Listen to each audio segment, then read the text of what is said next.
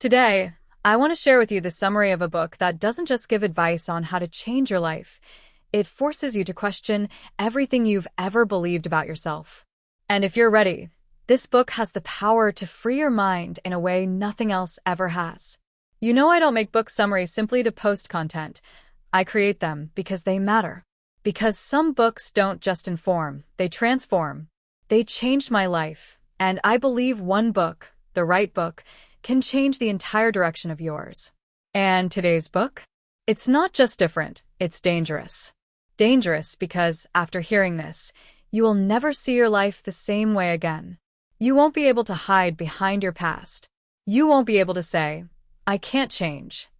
You'll learn that it's not your trauma, not your parents, not your school, not your failures holding you back. It's the story you keep telling yourself. The courage to be disliked will teach you how to stop telling that story. It will show you how to let go of your past, how to break free from the grip of others' opinions, how to become emotionally independent, and how to reclaim control over your life. This isn't just a summary, it could be your next breakthrough. Sure, listening to this will also help you improve your English listening skills, comprehension, and confidence, but more importantly, it will change the way you think. So let's dive in. Night 1. Deny trauma. People can change, the past does not control you. The book opens with a striking scene. A young man sits down with a philosopher and says, "It's easy for you to say people can change, but I can't. My past made me who I am." He talks about being hurt, about being shy, about fearing people. "If I didn't have this trauma," he says, "I'd be a different person." The philosopher's reply is bold. Your past doesn't control you. You're using it to justify the life you're choosing right now. And here lies truth 1. You are not a product of your past. You are a product of your choices. Adlerian psychology challenges the popular idea of trauma-based psychology, where we say, because I was bullied, I became shy. Because I was poor, I became anxious. Because my parents were toxic, I can't trust anyone. Adler turns this around. It's not the past controlling you, it's your current goals, even if you're not aware of them. The philosopher explains, you're not shy because you were bullied. You're shy because you want to avoid rejection. Blaming your past is a way to stay safe. Think about it. A man says, I can't talk to people because I was bullied. But in truth, right now he's choosing not to talk because rejection would hurt. Avoiding it feels safer, so he blames his past. This is uncomfortable because it demands full responsibility.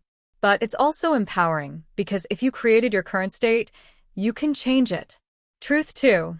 You are not broken. You're avoiding responsibility. The young man protests. So you're saying my trauma doesn't matter? The philosopher answers gently. What happened was real.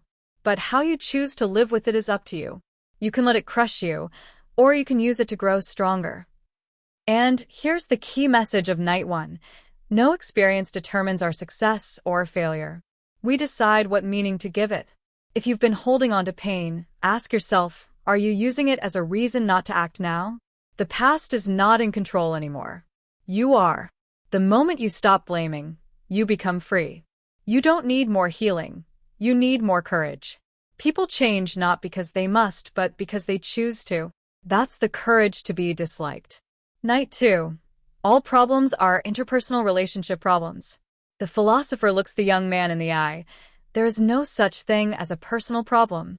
Every problem is a problem between you and someone else. The young man disagrees. What about my anxiety? My low self-esteem? My loneliness? The philosopher replies calmly, even those come from relationships. Without other people, they wouldn't exist. Truth 1. We are unhappy because of comparison, not reality. If you live on an island with enough food and health, you'd feel fine, until someone stronger, richer, or smarter arrives. Then suddenly you feel less. Your reality hasn't changed, only your comparison has. Truth 2.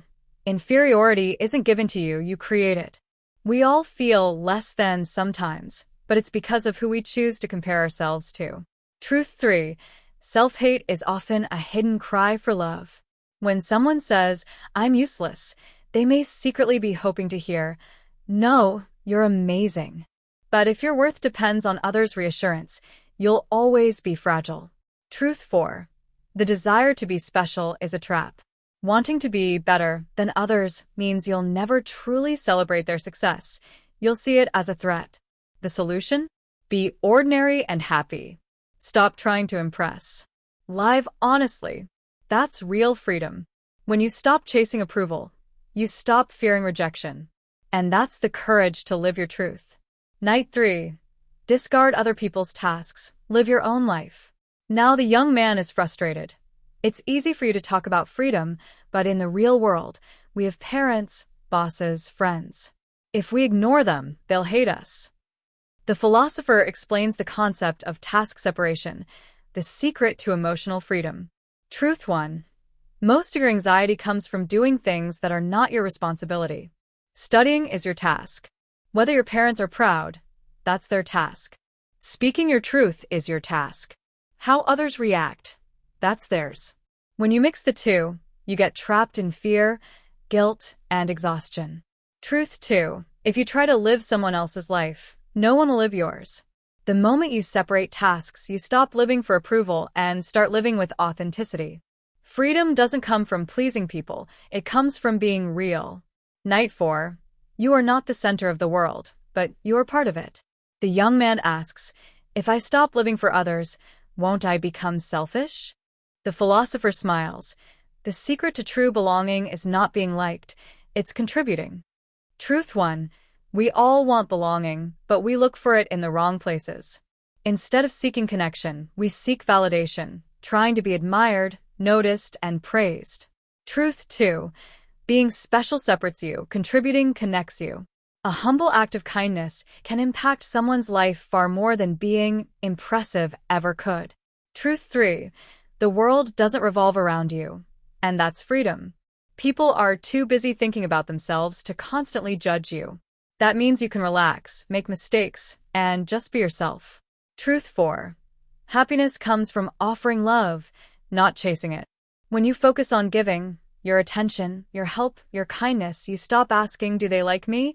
And start asking, how can I help? Truth 5. Self-centered thinking is the root of unhappiness. The more you think about me, the more dissatisfied you'll feel. Shift to service and the weight lifts. You don't have to be liked. You don't have to be perfect. You just have to be present and willing to contribute. That's the true path to happiness. Some warnings aren't meant to be ignored. Curiosity might give you answers, but it might also invite something you can't ever send back. Sarah learned too late that fear exists for a reason, and some things lurking in the dark prefer to stay unseen.